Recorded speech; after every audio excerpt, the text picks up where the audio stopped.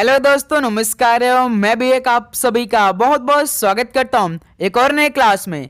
तो साथियों, आज की इस क्लास में एसएससी एमटीएस हवलदार एग्जाम 2026 के लिए GK current affair reasoning math के सबसे महत्वपूर्ण प्रश्नों को डिस्कस करेंगे। तो साथियों, यदि आप एसएससी एमटीएस हवलदार एग्जाम 2026 के लिए इस क्लास में एंट्री किए हैं तो आज का ये मोस्ट इंपॉर्टेंट 80 क्वेश्चन को जरूर तैयार कर लीजिएगा। कुछ ना कुछ तो ये क्लास आपको कम से कम 20 से 25 नंबर दे सकता है, क्योंकि जो सबसे अधिक महत्वपूर्ण प्रश्न है एमटीएस हवलदार के लिए तो वो प्रश्न आज की इस क्लास में डिस्कस करेंगे। लेकिन आप सभी का टारगेट केवल 80 क्वेश्चन में से 45 क्वेश्चन रहने वाले हैं। यदि आप 80 क्वेश्चन में से 45 क्वेश्चन ठीक कर दिया तो समझिए आपको ये क्लास कम से कम 20 से 25 नंबर आराम से दे सकता है, क्योंकि जो एसएससी एमटीएस हवलदार के लिए अभी तक मोस्ट एक्सपेक्टेड प्रश्न बन रहे हैं वो प्रश्न आज की इस क्लास में हम लोग डिस्कस करेंगे। बहुत अच्छी तरीके से एक एक क्वेश्चन को कवर करने वाले हैं। तो इस क्लास के 80 क्वेश्चन को आप अच्छी तरीके से तैयार करिए और अपने शिफ्टों को आसानी से क्रैक करने का प्रयास करिएगा। ओके, तो इस क्लास में वेरी वेरी इंपॉर्टेंट क्वेश्चन रहने वाले जो एमटीएस हवलदार के एग्जाम के लिए बन सकते हैं। तो चलिए इस क्लास को शुरू करते हैं। एक क्लास आपकी सुबह 8:30 बजे लगती है और एक शाम 5:30 बजे लगती है और एक रात 7:30 बजे। ये डेली क्लास की टाइमिंग हो रही है एसएससी एमटीएस हवलदार एग्जाम 2026 के लिए। तो चलिए आज का पहला प्रश्न देखते हैं। एशियाई खेलों में स्वर्ण पदक जीतने वाली पहली भारतीय महिला कौन थी? एशियाई खेलों में स्वर्ण पदक जीतने वाली पहली भारतीय महिला कौन थी? तो कमलजीत संधू थी। पहले का ऑप्शन यहां से बिल्कुल राइट आंसर है। नेक्स्ट अगला सवाल को देखिएगा, क्वेश्चन नंबर सेकेंड को।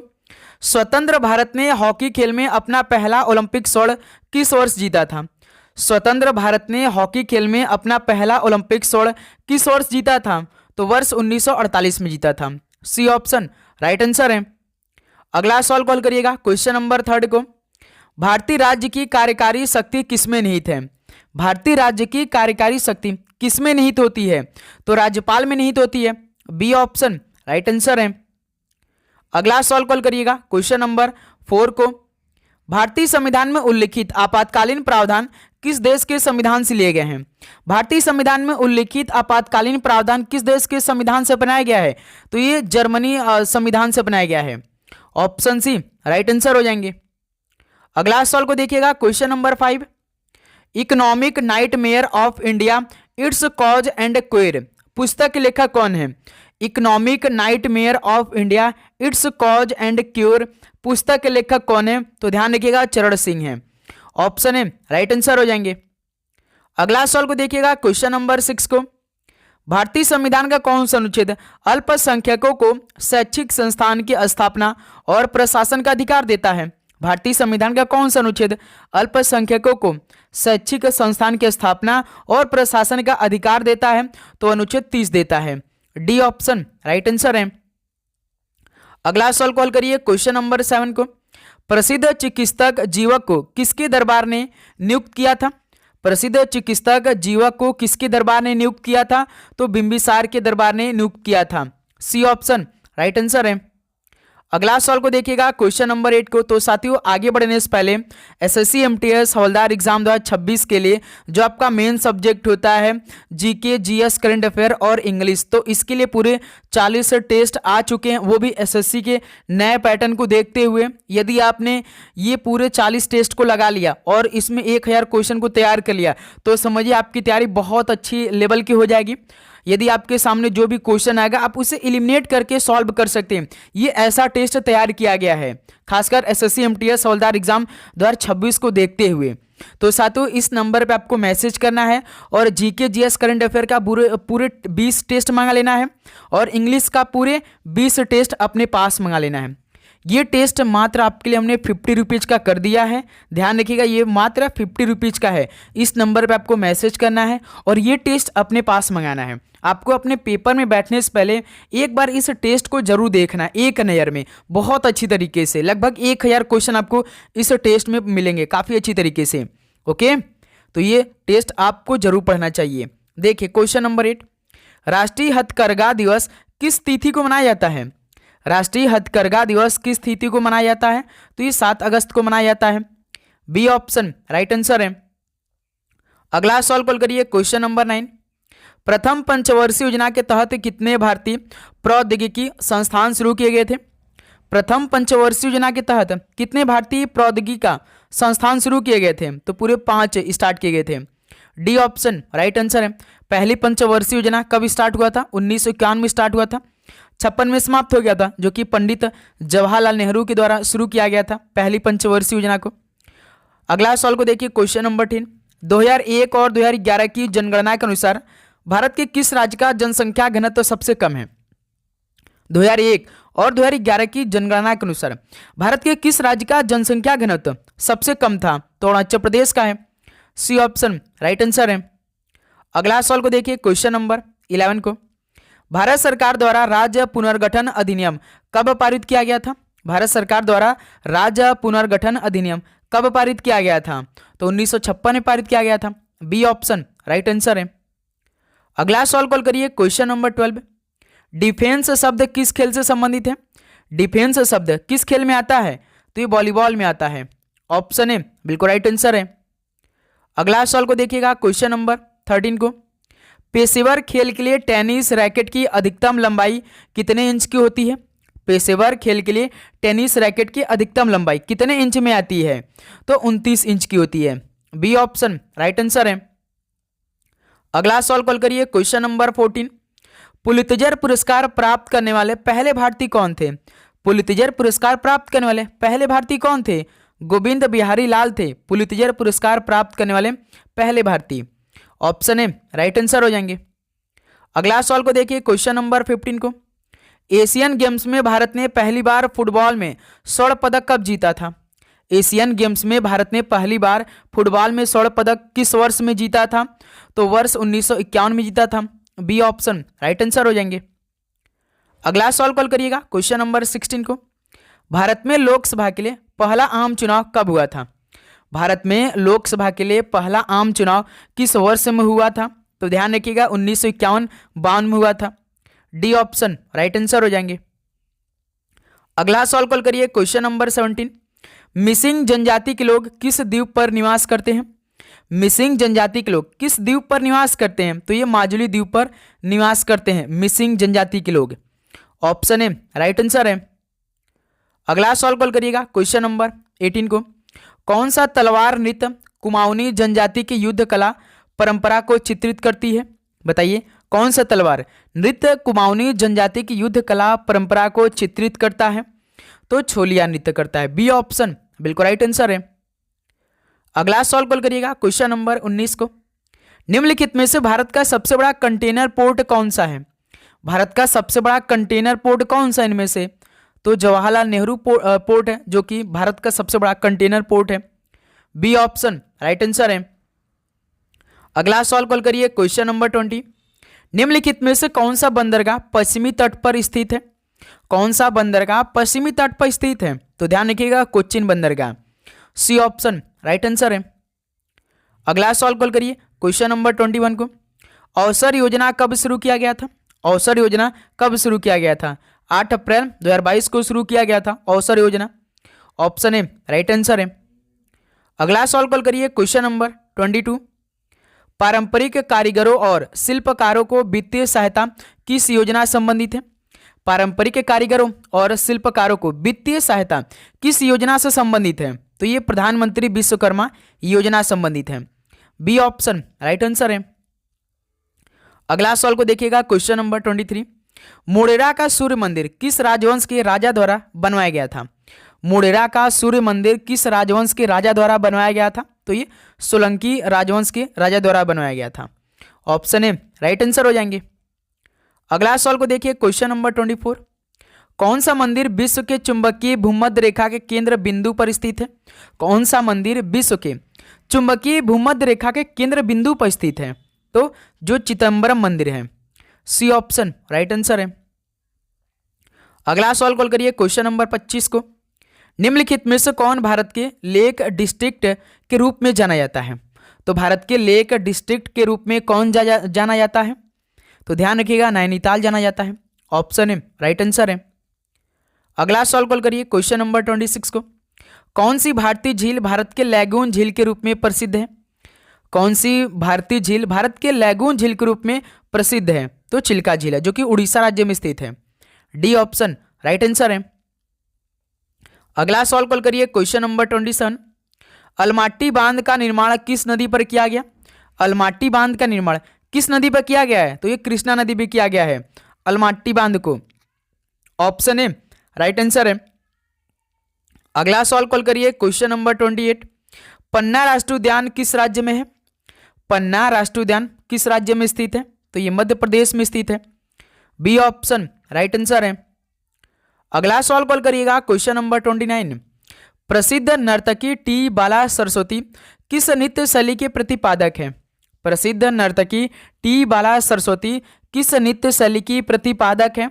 तो ये भरतनाट्यम की प्रतिपादक है। ऑप्शन ए राइट आंसर है। अगला सवाल कॉल करिएगा, क्वेश्चन नंबर 30 को। प्रख्यात नृत्यांगना प्रतिभा प्रहलाद किस नृत्य शैली से संबंधित है?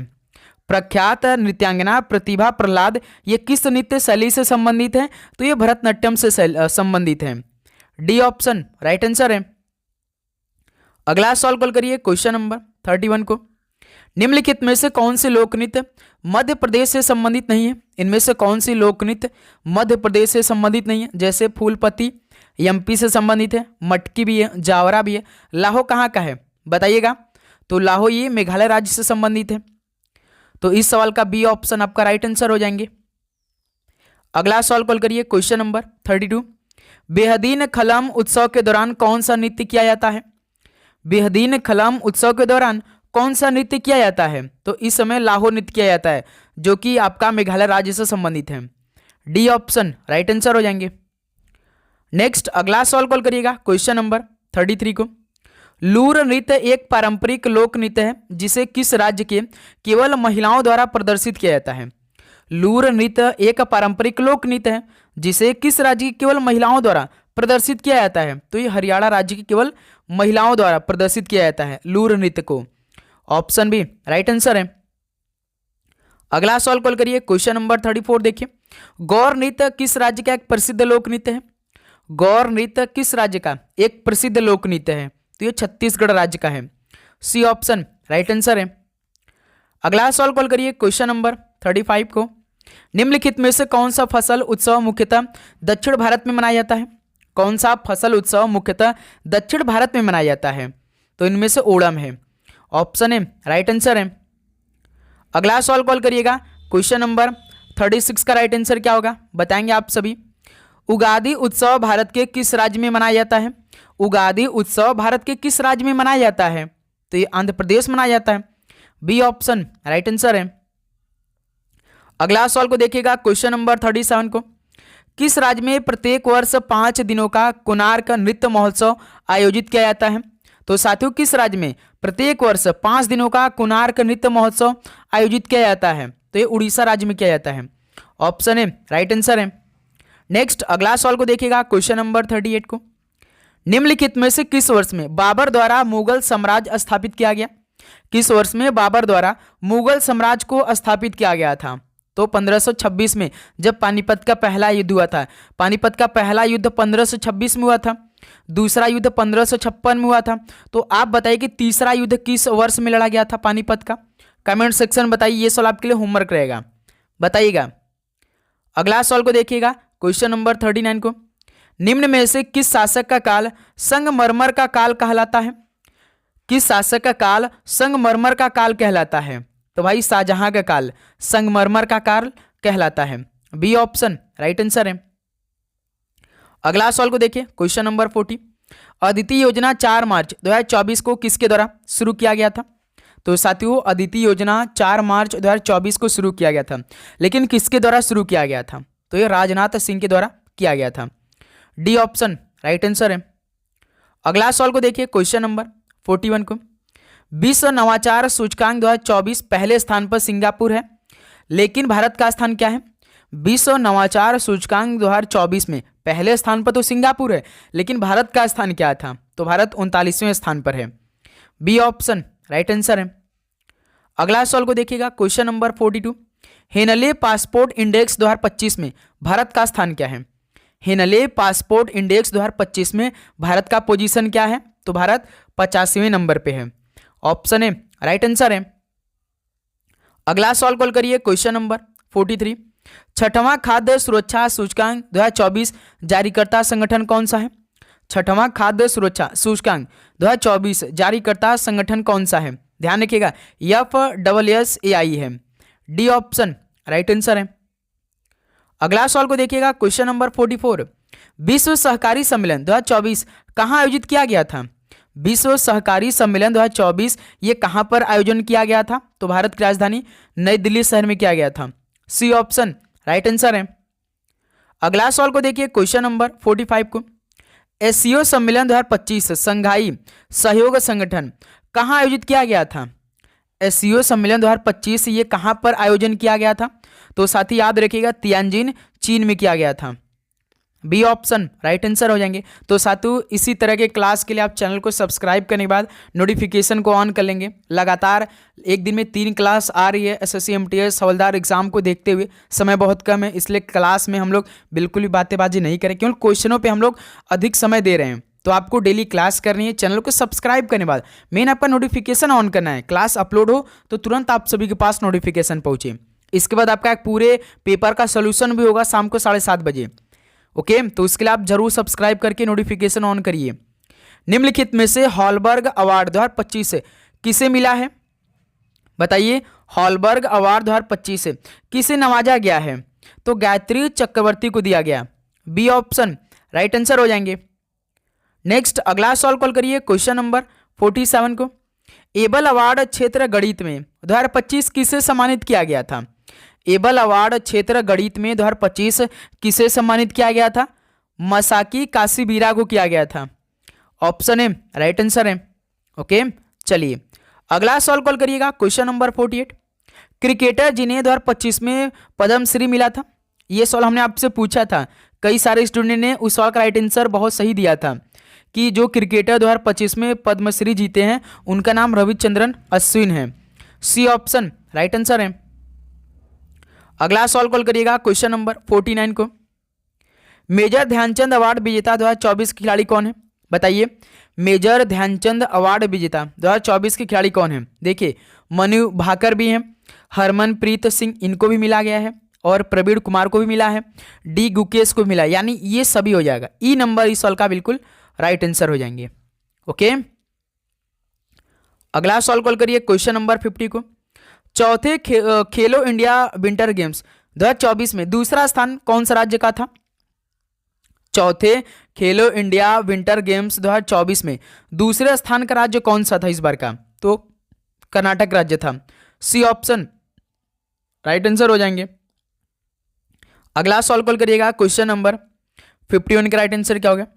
पेरिस पैरा ओलंपिक खेल 2024 में भारत ने कितने कांस्य पदक जीते थे? बताइए, पेरिस पैरा ओलंपिक खेल 2024 में भारत ने कितने कांस्य पदक जीते? तो भारत ने 13 कांस्य पदक जीते थे। सी ऑप्शन राइट आंसर हो जाएंगे। ओके, ध्यान रखिएगा आप लोग। चलिए अगला सवाल कॉल करिएगा, क्वेश्चन नंबर 52। ये रीजनिंग के सवाल है। रीजनिंग के सभी सवालों को आप सॉल्व करेंगे काफ़ी अच्छी तरीके से। यदि ए का अर्थ भाग है, बी का अर्थ गुणा है, सी का अर्थ प्लस है और डी का अर्थ माइनस है, तो निम्नलिखित समीकरण में प्रश्न चिन्ह के स्थान पर क्या आएगा? यहाँ पे समीकरण दिया है, अक्षर दिया है, नंबर दिया है, लेकिन सभी अक्षरों का अर्थ दिया है प्रश्न में। पहले आप सभी को ये समीकरण को बनाना है प्रश्न के हिसाब से, उसके बाद इसमें बॉडमस का नियम लगाना है। तो चलिए देखिए, 70 DM, डी का अर्थ क्या दिया प्रश्न में? माइनस, तो डी की जगह माइनस कर देंगे 11। 11 के बाद देखिए बी है, बी का अर्थ क्या दिया है? गुणा है, तो बी की जगह हम गुणा रख देंगे, 5 हो जाएगा। 5 के बाद देखिए सी है, सी का अर्थ प्लस है, तो सी की जगह प्लस रख देंगे, 45 हो जाएगा। 45 के बाद देखिए ए है, ए का अर्थ भाग है, तो ए की जगह भाग रख देंगे, 9 हो जाएगा। तो इसमें बॉडमस के हम लगा सकते हैं। देखिए 70 माइनस 11 × 5 = 55, इधर से हो जाएगा प्लस 9 का भाग 45 में देंगे तो 5 बार में, ये +5 है, ये +70, कितना आएगा? 75। 75 में से 55 घटा दी यानी 20 है, इसका आंसर आ जाएगा, जो कि सी ऑप्शन इस सवाल का बिल्कुल राइट आंसर हो जाएंगे। ओके, अगला सवाल को देखिए, क्वेश्चन नंबर 53 का राइट आंसर क्या बनेगा? एक निश्चित कूट भाषा में वाइल को 21, 67, 103 और डेप्थ को 23, 14, 186 के रूप में लिखा जाता है। उस भाषा में राउंड कैसे लिखा जाएगा? इस सवाल को हल करिए। जैसे WHILE है, वाइल का कोड कितना लिखा है? 21 लिखा है, 6 लिखा है, 7 लिखा है, 10 लिखा है, 3 लिखा है। तो साथ ही इन्हीं अक्षरों का इस्तेमाल करके हमें ये कोड को बनाना है। इसका मतलब कि हमें हर एक अक्षर का कोड करने की आवश्यकता है। जैसे W होता है 23 होता है, H होता है 8 होता है, I होता है 9, L होता है 12, E होता है 5। तो इसमें देखिए ध्यान से, एक सेकंड मेरे दोस्त, इसमें जैसे हमने देखिए यहाँ पे 26 21 लिखा है ना भाई, यहाँ पे 21 कोड किया है, 21 6 7 1 0 3।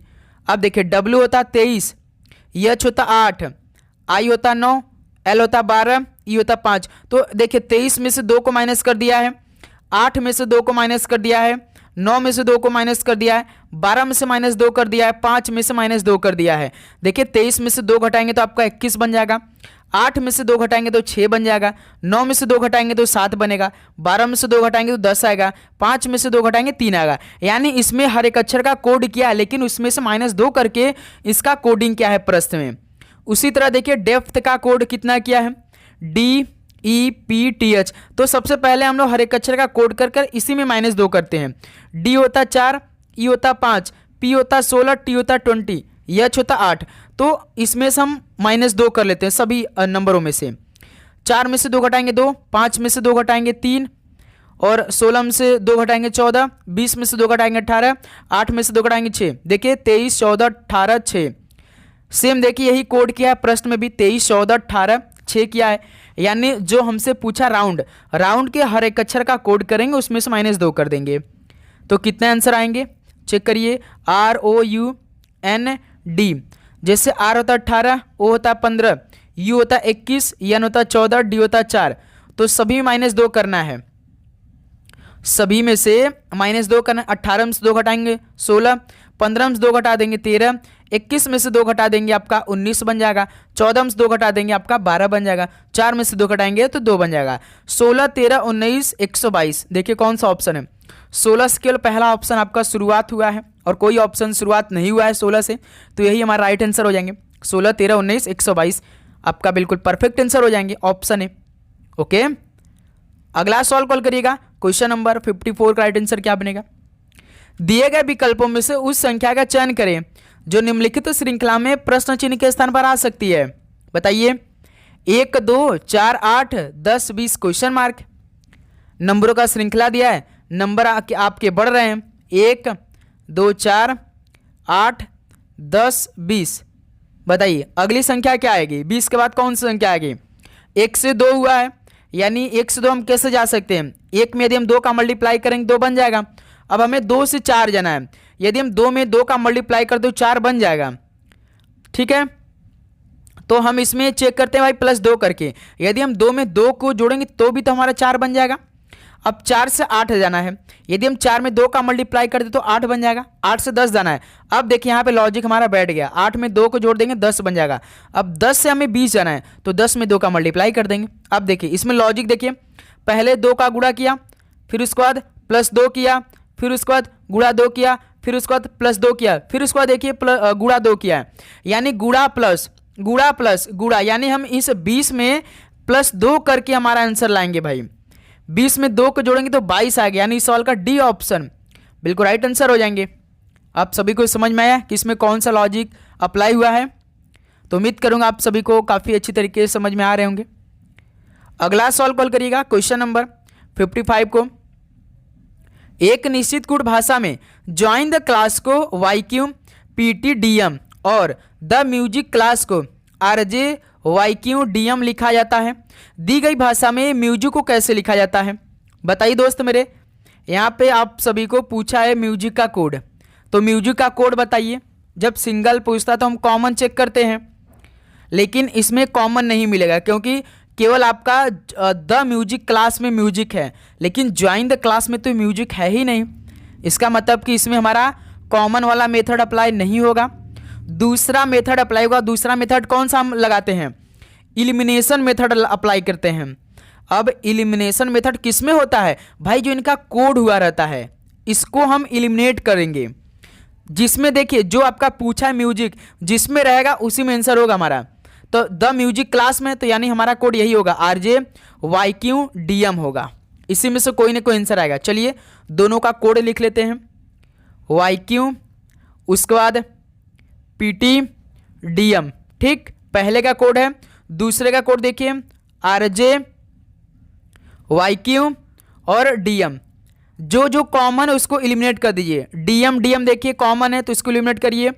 उसका देखिए YQ ये भी आपका कॉमन है, इसको भी एलिमिनेट करेंगे। अब देखिए केवल एक बच रहा है। पहले वाले कोड में आपका PT बच रहा है, दूसरके वाले कोड में आपका RJ बच रहा है। तो दूसरके वाले में देखिए म्यूजिक है जो हमसे पूछा था, तो दूसरका वाला में कौन सा बच रहा है? RJ बच रहा है। यानी म्यूजिक का कोड क्या हो जाएगा? यही RJ हो जाएगा। यानी सॉल्व का बी ऑप्शन परफेक्ट आंसर हो जाएंगे। ओके, सभी को समझ में आ चुका होगा। चलिए अगला सॉल्व कॉल करिएगा क्वेश्चन नंबर 56 को। दिए गए कथन और निष्कर्ष का उत्तर दीजिए। कथन आपका सभी अनानास पपीते हैं, सभी पपीते नाशपाती हैं। चलिए तो पहले हम लोग कथन को बना लेते हैं भाई अच्छी तरीके से। देखिए सभी अनानास क्या है? पपीते हैं। अनानास को ए से लिख रहे हैं, पपीते को पी से लिख रहे हैं, ठीक है। सभी अनानास पपीते हैं, सभी पपीते नाशपाती, यानी जो सभी पपीते हैं ना वो नाशपाती हैं। नाशपाती को यन से लिख रहे हैं। ये हमारा कथन बन के तैयार है। अब हमें निष्कर्ष निकालना है जो जो पूछा। जैसे देखिए पहला निष्कर्ष है सभी अनानास क्या नाशपाती हैं? बताइए क्या सभी अनानास नाशपाती हैं आपके अनुसार? बताइए दोस्त, हमारे हिसाब तो सही लग रहा है। पहला निष्कर्ष देखिए सभी अनानास, यानी जो सभी अनानास नाशपाती, बिल्कुल सभी अनानास में तो नाशपाती हैं भाई, क्योंकि बीच में आपका अनानास आ रहा है और पूरी में आपका नाशपाती, यानी पहला हमारा निष्कर्ष बिल्कुल ठीक लग रहा है। दूसरा पढ़िए, देखिए कुछ नाशपाती के अनानास है, कुछ नाशपाती के अनानास है, बिल्कुल है भाई। कुछ नाशपाती के अनानास बिल्कुल है भाई। यानी इसमें तो भाई हमारा दूसरा भी लॉजिक बिल्कुल ठीक लग रहा है, यानी दूसरा भी निष्कर्ष ठीक निकल रहा है। इसमें तो निष्कर्ष पहला और दो दोनों अनुसरण करें, यानी ये इस सवाल का राइट आंसर तीसरा नंबर बिल्कुल राइट आंसर हो जाएंगे। ओके, चलिए अगला सवाल को देखिएगा क्वेश्चन नंबर 57 को। एक निश्चित तर्क का अनुसरण करते हुए 36 70 से संबंधित है, उसी तर्क का अनुसरण करते हुए 41 80 संबंधित है। उसी तर्क का उपयोग करते हुए निम्नलिखित में से कौन सी संख्या 76 संबंधित है? जैसे 36 जो वो 70 से संबंधित है, 41 80 संबंधित है। सॉल्व करिए तो यदि हम 36 का दुगना करते हैं तो 72 आता है। यदि 72 में से 2 को माइनस कर देते तो 70 बन जाता है। उसी प्रकार 41 का हम दुगना करेंगे तो 82 हो जाएगा। 82 में से 2 को माइनस करेंगे तो 80 बन जाएगा। यानी इसमें दुगना करके उसमें से -2 कर रहा है। अब 76 किस नंबर के दुगने के पास है? 40 का 80 होता है, 39 का 78, 78 में से 2, यानी 39 का ये रिलेशन बनेगा भाई। यदि आप लोग 39 का दुगना करेंगे तो कितना आएगा? 78, 78 में से 2 को माइनस करेंगे 76, तो 39 का रिलेशन 76 से हो जाएगा भाई लॉजिक के अनुसार। यानी सवाल का बी ऑप्शन बिल्कुल परफेक्ट आंसर हो जाएंगे। ओके, चलिए अगला सॉल्व कॉल करिएगा क्वेश्चन नंबर 58। तो साथी यदि आपको किसी भी प्रश्न पे डाउट है तो कमेंट सेक्शन में जरूर बताइएगा। जो भी प्रश्न आपको नहीं समझ में आएगा तो आप कमेंट सेक्शन बता दीजिएगा, सर ये क्वेश्चन नंबर हमें नहीं समझ में आया, तो हम वो आपको कमेंट सेक्शन में ही बता देंगे, ठीक है, अच्छी तरीके से। देखिए MN OP Q और R एक वृत्ताकार मेज के चारों ओर केंद्र की ओर मुख करके बैठे हैं, यानी वृत्ताकार मेज है, ठीक है, एक वृत्ताकार मेज है, इसका केंद्र है, इसमें 6 व्यक्ति बैठे हैं चारों ओर केंद्र की ओर मुख करके, 1 2 3 4 5 6। आप देखिए एक एक लाइन पढ़ेंगे, एक एक लाइन कंप्लीट करते चलेंगे। ओ जो है यम का निकटतम पड़ोसी है, यम का निकटतम पड़ोसी ओ है, तो यम को इधर कर देते हैं, ओ को इधर करते हैं, एक दूसरे को निकटतम पड़ोसी बना लेते हैं, ठीक है। दूसरा लाइन पढ़िए, ओ और क्यू के बीच केवल 2 व्यक्ति बैठे हैं, ओ ऑलरेडी यहाँ बैठा है, क्यू के बीच केवल 2 व्यक्ति बैठे हैं, तो क्यू को यहाँ बैठा दीजिए। ओ और क्यू के बीच 2 व्यक्ति बैठ गए, चाहे आप राइट साइड से देख लीजिए, चाहे आप लेफ्ट साइड देख लीजिए, चाहे आप दाएं साइड से देख लीजिए, चाहे आप बाएं साइड से देख लीजिए, ठीक है। ओ और क्यू के बीच केवल 2 व्यक्ति बैठ गए। कौन बैठा है किसी को नहीं मालूम, आगे बढ़िए। पी जो है वो आर के बाएं से दूसरे स्थान बैठा है, आर के बाएं से, बाएं का मतलब आप जानते होंगे लेफ्ट साइड है, जिसको आप बैठेगा उसी का आपको राइट और लेफ्ट देखना है। आर के बाएं से दूसरे स्थान पर पी बैठा है, ठीक है। तो साथियों हम आर को यहां बैठा लेते हैं, आर के बाएं से, यानी बाएं से किधर होगा भाई? इधर होगा। आर के बाएं से दूसरे स्थान पे, पहले स्थान पे तो आर के लेफ्ट साइड में क्यों बैठा, दूसरे के पे देखिए किसको बैठा देंगे, पी को बैठा देंगे, यानी पी यहाँ बैठ जाएगा, ये भी लाइन कंप्लीट होगा। अब देखिए एक बॉक्स आपका बच रहा है, कौन नहीं बैठा, यन नहीं बैठा, तो यन को यहाँ बैठा दीजिए। सवाल देखिए क्या पूछा भाई, यन जो है पी का निकटतम पड़ोसी, बिल्कुल ये भी लाइन देखिए हमने नहीं पढ़ा था लेकिन सही है। देखिए यन जो है वो पी का निकटतम पड़ोसी है, बिल्कुल देखिए पी और यन एक दूसरे के निकटतम पड़ोसी में। सवाल अब देखिए सवाल क्या पूछा है, यम के दाएं से दूसरे स्थान पे कौन बैठा है, यम के राइट साइड से दूसरे स्थान पे यन बैठा है भाई, चेक करिए ना भाई आप लोग। देखिए यम के दाएं से दूसरे स्थान पे कौन बैठा है, यम यहाँ बैठा है, राइट साइड में पहले स्थान पे तो ओ बैठा है, दूसरे के स्थान पे एन बैठा है। तो यही सवाल पूछा कि यम के दाएं से दूसरे स्थान पे कौन बैठा है, एन बैठा, यानी इस सवाल का पहला ऑप्शन आपका परफेक्ट आंसर हो जाएंगे। ओके चलिए अगला सवाल कॉल करिएगा, क्वेश्चन नंबर 59 को। निम्नलिखित में से कौन सा पद दी गई श्रृंखला में प्रश्न चिन्ह के स्थान पर आएगी। इस बार अक्षरों का श्रृंखला दिया है, ए एफ एम का रिलेशन डीआईपी से है, डीआईपी का रिलेशन जी एल एस है, तो क्वेश्चन मार्क बताइए कितना आंसर आएगा। तो दोस्त मेरे देखिए हमने आपको बताया जब भी अक्षरों का श्रृंखला दे तो आप सभी को पहले अक्षर का कोड बनाना, जैसे ए का रिलेशन डी, डी का रिलेशन जी, जी का रिलेशन क्या बनेगा। जब आपने पहला अक्षर का रिलेशन बना लिया ना तुरंत आपको ऑप्शन पे जाना है, थोड़ा सा स्मार्ट वर्क करने की आवश्यकता है। देखिए ए डी और यहाँ पे जी, ए होता है 1 नंबर, डी होता है 4 नंबर, जी होता है 7 नंबर, 1 से 4 यानी 1 में 3 जोड़ा तो 4 बन गया, 4 में 3 जोड़ देंगे तो 7 बन जाएगा, यानी इसमें रिलेशन +3 का लग रहा है। 7 में यदि हम 3 को जोड़ेंगे 10 आएगा, हमें नंबर तो चाहिए नहीं, हमें तो अक्षर चाहिए। 10 पे कौन अक्षर आता है, जे आता है, यानी जो ये क्वेश्चन मार्क की जगह हमारा शुरुआत होगा अक्षर वो जे से होगा। ऑप्शन देखिए पहला ऑप्शन आपका राइट आंसर हो जाएगा। और कोई ऑप्शन देखिए जे से शुरुआत नहीं किया है तो 59 का पहला ऑप्शन आपका बिल्कुल राइट आंसर हो जाएंगे। ओके ध्यान रखिएगा। अगला सवाल कॉल करिए क्वेश्चन नंबर 60 को। यदि प्लस का अर्थ गुणा है, माइनस का अर्थ भाग है, गुणा का अर्थ माइनस है और भाग का अर्थ प्लस है तो निम्नलिखित समीकरण व्यंजक का मान क्या होगा। यहाँ पे समीकरण दिया है लेकिन सभी साइन का अर्थ भी प्रश्न में दिया है, आपको पहले समीकरण को बनाना है प्रश्न के अकॉर्डिंग। देखिए 9 प्लस है, प्लस का अर्थ क्या दिया, गुणा है, तो प्लस की जगह गुणा रख दिए 7। 7 के बाद देखिए गुणा है, गुणा का अर्थ माइनस है तो गुणा की जगह माइनस रख दीजिए 15। 15 के बाद देखिए माइनस है, माइनस का अर्थ देखिए भाग दिया है तो माइनस की जगह भाग रख दीजिए 5 हो जाएगा। 5 के बाद देखिए भाग है और भाग का अर्थ प्लस दिया है तो भाग की जगह प्लस रख दीजिए। ये समीकरण तैयार है, इसमें बॉर्डर सिम लगाइए। 9 7 63 इधर से आ जाएगा, 5 का भाग 15 में देंगे 3 बार में, +5, ये +5 है, ये +63 है, कितना आ जाएगा +68 है और ये -3 है, यानी इस सवाल का राइट आंसर +65 आएगा, जो कि डी ऑप्शन आपका परफेक्ट आंसर हो जाएंगे। ओके चलिए अगला सवाल कॉल करिएगा क्वेश्चन नंबर 61 को। देखिए एक कक्षा में लड़कों और लड़कियों की संख्या का अनुपात 3:5 में है, कक्षा में लड़कों का प्रतिशत कितना होगा। एक कक्षा में लड़के और लड़कियां हैं, इनकी संख्या का अनुपात 3:5 है, यानी टोटल कितने विद्यार्थी हो जाएंगे, यानी कितने स्टूडेंट हो जाएंगे एक कक्षा में, 8 कक्षा हो जाएंगे, यानी 8 कक्षा में 8 विद्यार्थी हो जाएंगे।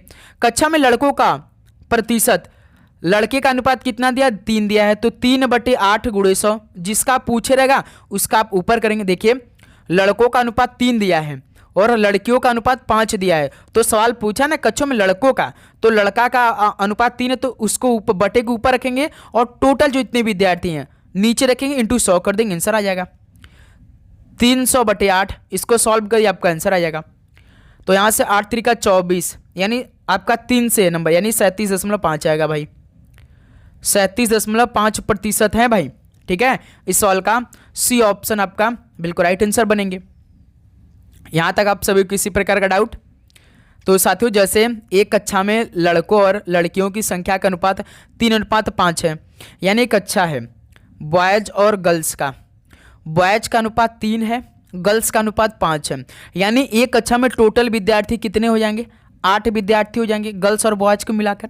ठीक है, ये तो आप सभी को मालूम हो चुका होगा।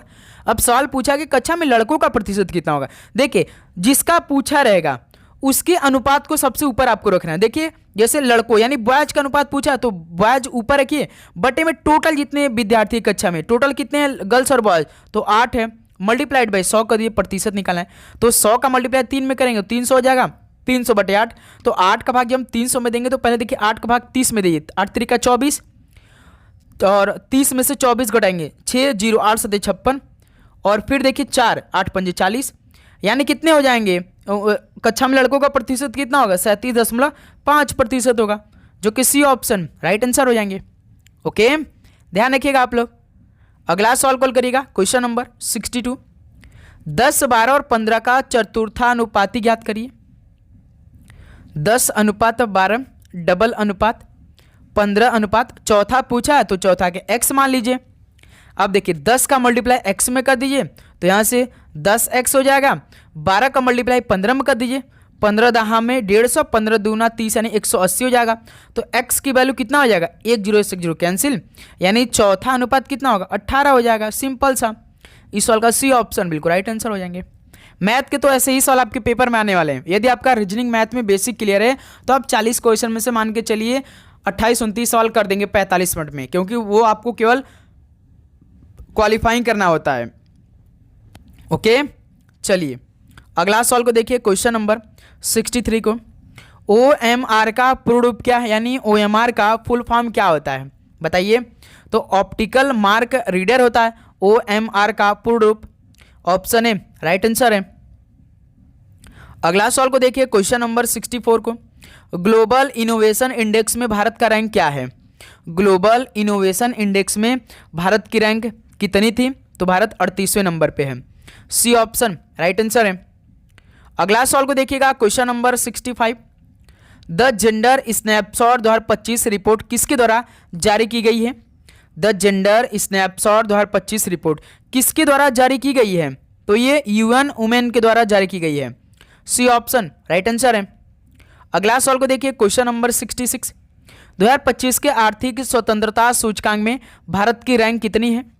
2025 के आर्थिक स्वतंत्रता सूचकांक में भारत की रैंक कितनी है, तो भारत 128वें नंबर पे है। ऑप्शन ए राइट आंसर है। अगला सवाल को देखिए, क्वेश्चन नंबर 67। CPI 2024 के अनुसार भारत की रैंक कितनी है। CPI 2024 के अनुसार भारत की रैंक कितनी है, तो भारत 96 नंबर की है। बी ऑप्शन राइट आंसर है। नेक्स्ट अगला सवाल कॉल करिए, question number 68। World happiness report 2025 के अनुसार निम्नलिखित में से कौन सा देश भारत से हायर रैंक पर है। वर्ल्ड हैप्पीनेस रिपोर्ट 2025 के अनुसार कौन सा देश भारत से ऊपर है भाई, यानी हायर रैंक पर है इनमें से, तो कौन सा है। पाकिस्तान देश। याद रखिएगा वर्ल्ड हैप्पीनेस रिपोर्ट में भाई 2025 के अनुसार भारत से ज़्यादा भाई खुशहाल पाकिस्तान देश है इस time. D option right answer है। अगला सवाल को देखिए, क्वेश्चन नंबर 69। NSE का नया चेयरमैन किसे नियुक्त किया गया है बताइए। NSE का नया चेयरमैन किसे नियुक्त किया गया है, तो इजेटी श्रीनिवास को नियुक्त किया गया है नया चेयरमैन के रूप में NSE का। बी ऑप्शन राइट आंसर हो जाएंगे। अगला सवाल कॉल करिए, क्वेश्चन नंबर 70। भारतीय एथलीट महासंघ के अध्यक्ष कौन नियुक्त किए गए हैं। भारतीय एथलीट महासंघ के अध्यक्ष कौन नियुक्त किए गए हैं, तो बहादुर सिंह सागू किए गए हैं। ऑप्शन ए राइट आंसर है। अगला सवाल कॉल करिएगा, क्वेश्चन नंबर 71 का राइट आंसर क्या बनेगा। हाल ही में भारत के 23वें विधि आयोग का अध्यक्ष किसे नियुक्त किया गया है। हाल ही में भारत के 23वें विधि आयोग का अध्यक्ष किसे नियुक्त किया गया है, तो जस्टिस दिनेश माहेश्वरी को किया गया है। सी ऑप्शन राइट आंसर है। अगला सवाल कॉल करिए, क्वेश्चन नंबर 72। यूनेस्को का पहला अरब महानिदेशक कौन बना है। यूनेस्को का पहला अरब महानिदेशक कौन बना है, तो खालिद एल एनानी बने हैं। बी ऑप्शन राइट आंसर है। अगला सवाल कॉल करिएगा, क्वेश्चन नंबर 73। काजली तीज किस भारतीय राज्य का सांस्कृतिक त्यौहार है। काजली तीज किस भारतीय राज्य का यह सांस्कृतिक त्यौहार है, तो ये राजस्थान राज्य का सांस्कृतिक त्यौहार है Kajali Teej. Option A right answer है। अगला सवाल को देखिए, क्वेश्चन नंबर 74। जंग तालम किस भारतीय राज्य का लोक नृत्य है, तो साथियों जंग तालम किस भारतीय राज्य का लोक नृत्य है, तो ये मिजोरम राज्य का लोक नृत्य है जंग तालम। डी ऑप्शन राइट आंसर है। अगला सवाल को देखिए, क्वेश्चन नंबर 75। कौन सा शास्त्रीय नृत्य आमतौर पर विष्णु के स्त्री रूप की कहानी सुनाता है। कौन सा शास्त्रीय नृत्य आमतौर पर विष्णु के स्त्री रूप की कहानी को सुनाता है, तो मोहिनी अट्टम है भाई, बी ऑप्शन राइट आंसर है। अगला सवाल को देखिए, क्वेश्चन नंबर 76। भारत के संविधान का कौन सा अनुच्छेद भारत के राष्ट्रपति को क्षमा करने का अधिकार देता है? भारत के संविधान का कौन सा अनुच्छेद भारत के राष्ट्रपति को क्षमा करने का अधिकार देता है? तो अनुच्छेद 72 में इसका वर्णन किया गया है, ऑप्शन ए राइट आंसर है। अगला सवाल को देखिएगा, question number 77। Flood of fire के लेखक कौन है? फ्लड ऑफ फायर के लेखक कौन है? तो अमिताभ घोष है, ऑप्शन ए राइट आंसर है। अगला सवाल कॉल करिए, क्वेश्चन नंबर 78। मंगलयान मिशन को किस रॉकेट द्वारा प्रक्षेपित किया गया था? मंगलयान मिशन को किस रॉकेट द्वारा प्रक्षेपित किया गया था? तो PSLV C-25 द्वारा इसे प्रक्षेपित किया गया था मंगलयान मिशन को, सी ऑप्शन राइट आंसर है। अगला सवाल कॉल करिएगा, क्वेश्चन नंबर 79। राष्ट्रीय साक्षरता मिशन यानी नेशनल लिटरेसी मिशन का गठन किस सन में किया गया था? बताइए, राष्ट्रीय साक्षरता मिशन इसका गठन किस सन में किया गया था? तो 1988 में किया गया था, सी ऑप्शन राइट आंसर है। तो चलिए लास्ट क्वेश्चन को सॉल्व करिए आज के सेशन से। प्रशासन में दीवान हिंसा का कार्यालय किस मामले से संबंधित था? प्रशासन में दीवान हिंसा का कार्यालय किस मामले से संबंधित था? बताइए। तो ध्यान रखिएगा, राज्य पत्राचार से संबंधित था, डी ऑप्शन राइट आंसर है। तो साथियों ये आपके पेपर के लिए मोस्ट इंपॉर्टेंट 80 क्वेश्चन कंप्लीट हो चुके हैं। तो बताइए कि आप सभी का जो टारगेट हमने 45 क्वेश्चन दिया था वो आपका सही 45 नंबर सही बना? बताइए, 45 क्वेश्चन आपने बिल्कुल सही किया। तो उम्मीद करूँगा दोस्त आपको हर एक क्वेश्चन बहुत अच्छी तरीके से समझ में आया होगा और आपने हर एक टाइप का क्वेश्चन अपनी तैयारी के लिए स्टार्ट कर दे होंगे, शुरू करना। जो भी दिन में 3 क्लास आ रही हैं बहुत अच्छी तरीके से, एक एक क्लास आप सबके बीच आ रही है। तो साथियों आप सभी को चैनल को सब्सक्राइब करने के बाद नोटिफिकेशन को ऑन करना है और लगातार क्लास को करना है। और जो हम वो टेस्ट आपके लिए प्रोवाइड करें उसको आप जरूर ले लीजिएगा अपने एग्जाम से पहले। एक बार उस टेस्ट को आप जरूर लगाइएगा, खुद से लगाइएगा, ईमानदारी के साथ लगाइएगा, ठीक है। तो चलिए दोस्त इस क्लास को यहीं पे समाप्त करते हैं। मिलते हैं साथ ही शाम को 7:30 बजे नए क्लास के साथ। तो आप सभी लोग चैनल को सब्सक्राइब करिएगा, नोटिफिकेशन को ऑन करिएगा। मिलते हैं साथ ही एक और नए क्लास में। आप सभी को एग्जाम के लिए बेस्ट ऑफ लक। जय हिंद, जय भारत, धन्यवाद।